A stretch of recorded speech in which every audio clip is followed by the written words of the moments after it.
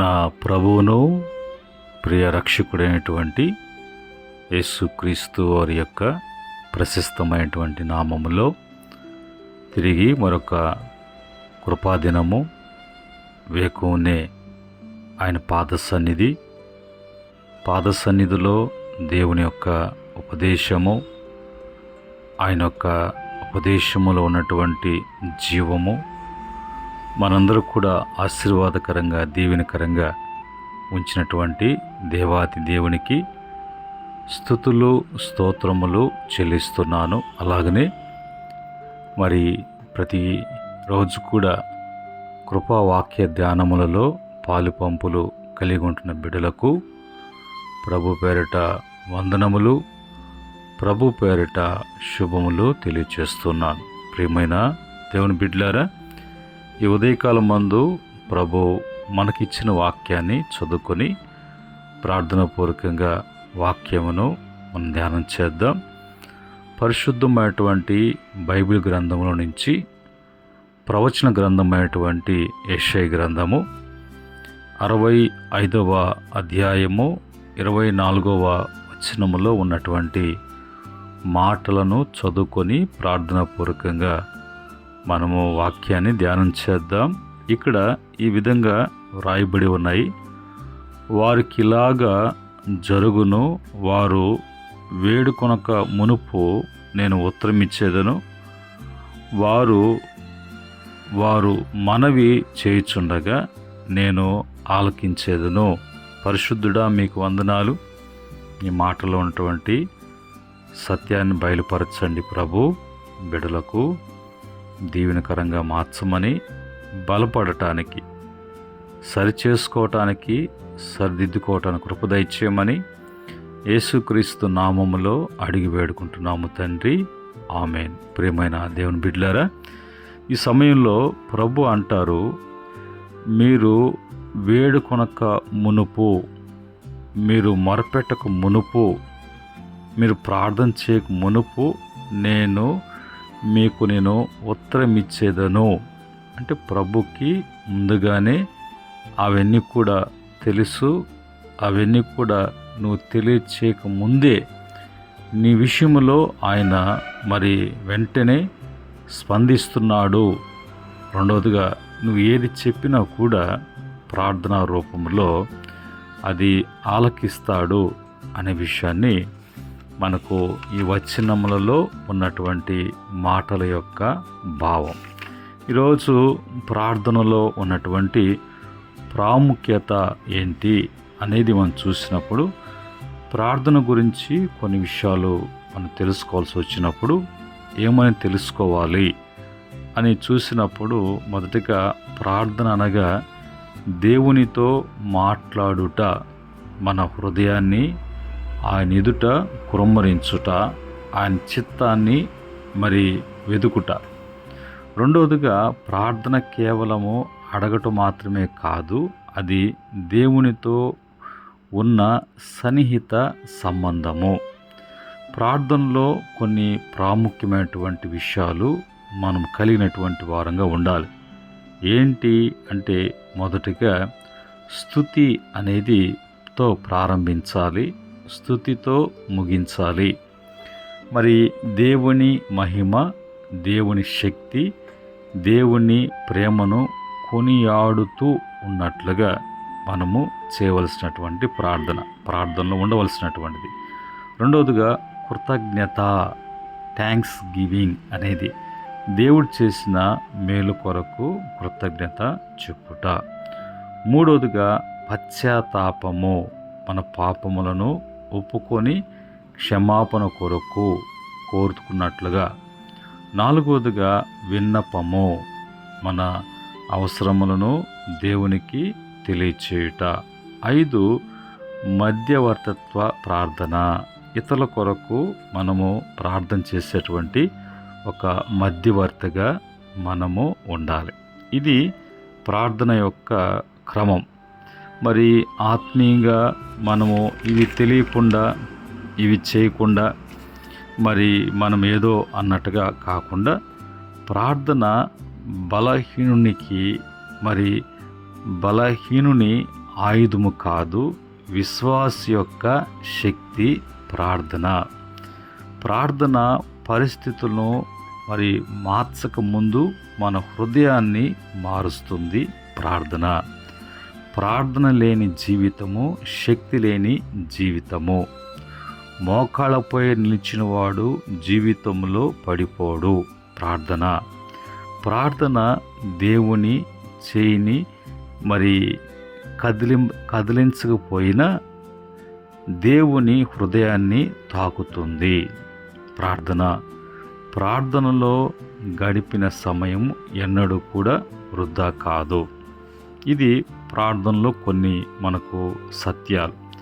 అలాగనే ప్రార్థన అనేది భూమి యొక్క అవసరములను పరలోకానికి తీసుకుని వెళ్ళుట, పరలోకం నుండి ఆశీర్వాదములు భూమి మీదకి తీసుకొని రావుట ప్రార్థన.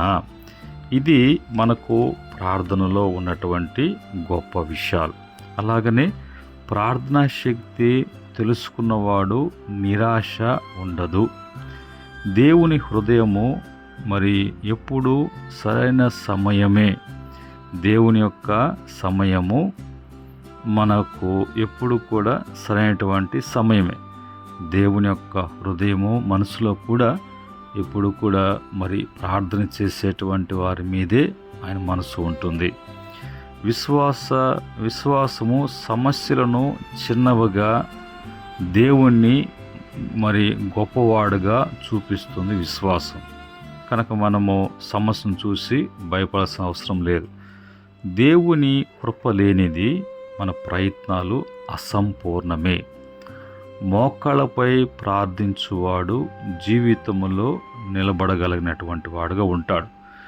మనిషి యోచిస్తాడు, దేవుడు నిర్వహిస్తాడు. మనిషి ప్రార్థిస్తాడు, దేవుడు కార్యాలు చేస్తాడు. ఇది ప్రార్థనలో ఉన్నటువంటి అనుభవాలు. అలాగనే లోతైనటువంటి సత్యాలు ఏంటంటే, దేవుడు మన అవసరములు ముందుగానే తెలుసుకొనును.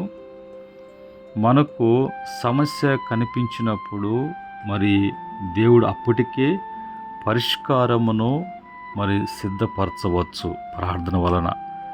దేవుడు ప్రేమగల తండ్రి. పిల్లవాడు అడగక ముందే తండ్రి అవసరములు గ్రహించినట్లు దేవుడు తన పిల్లల అవసరములను గ్రహిస్తాడు. మూడవదిగా, ప్రార్థన వ్యర్థము కాదు. ప్రతి ప్రార్థన దేవుని సన్నిధికి చేరుతుంది. నాలుగవదిగా, దేవుని సమాధానము ఎల్లప్పుడూ ఉత్తమమైనది. వేచి ఉండము అని సమాధానమిచ్చినా అది మనం మేలు కొరకే అనేది మన ప్రార్థనలో ఉన్నటువంటి అనుభవాలు. ఆ విధంగా మనము తెలుసుకోవాలి. దేవుడు వినే దేవుడు. ఆయన చెవులు నీతిమంతుల ప్రార్థనపై ఉంటాయి.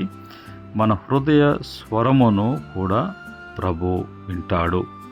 ఈ క్రమములో బైబిల్లో దేవుడు దానియేలు విషయంలో నేను ఉత్తరం ఇచ్చేదను అన్న మాట ప్రకారంగా దేవుడు ఆలస్యము చేసే దేవుడు కాదు. కొన్నిసార్లు మన ప్రార్థన ప్రారంభించక ముందే దేవుడు కార్యము చేయటము మొదలు పెడతాడు. దానియేలు విషయం కాడికి ఉదాహరణకు వచ్చినప్పుడు, దానియేలు ప్రార్థించినప్పుడు దేవదూత చెప్పిన మాట, నీవు ప్రార్థన ప్రారంభించిన మొదటి దినమే ఆజ్ఞ బయలుదేరినది. దానియేలు గ్రంథము 10వ అధ్యాయము 12వ వచన ప్రకారంగా, దానియేలు భయపడకుము, నీవు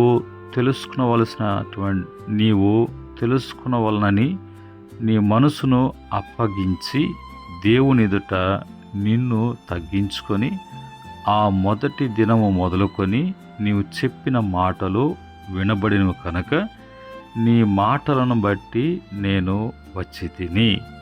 అంటే ప్రార్థన చేసేటప్పుడు ఆ ఏకాగ్రత ఉండాలి, దేవునిలో ఏకముగా ఉండాలి.